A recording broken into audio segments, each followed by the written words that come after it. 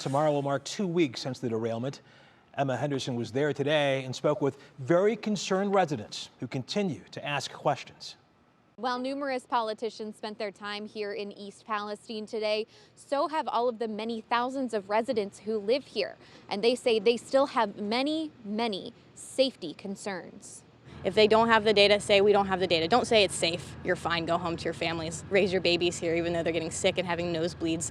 You know, God knows what we're going to see in 5, 10, 15, 20 years. Zsuzsa Gynes just returned to her home in East Palestine yesterday, packing with her more questions and frustrations, along with the heavy baggage of being forced to evacuate last week.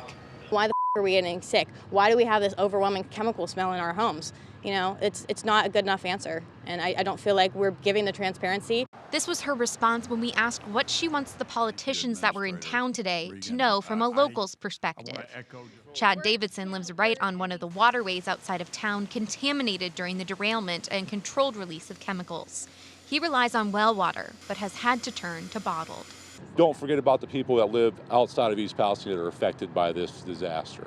You know, that's my key in this thing. I mean, Negley is affected, Leslie Run is destroyed because of Norfolk Southern. And what am I supposed to do for a clean water source right now? I have a family, I have friends that live down there. I mean, were we supposed to use 5-gallon jugs of water to take a shower? It's ridiculous is what it is. This is their reality, and these are their questions they want answered for themselves, for their families, for their community. Long term is on everybody's mind, because like I said, we have well water, and could it get down to there? We're downhill, so water, you know, it could happen.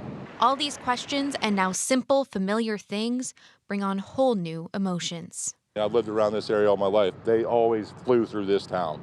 You know, when I was a kid, 55, 60 miles an hour was a normal for them. For residents like Chad and Zsuzsa, whose lives changed 13 days ago, every day brings a new struggle. It's terrifying. It makes me want to start crying and hyperventilating, seeing the trains, even if they're not moving, the train track, all of it. Smelling any weird smells is really triggering. Once again, that was Emma Henderson reporting. Emma also tells us residents in surrounding East Palestine communities want officials to know as well they're very concerned about their safety.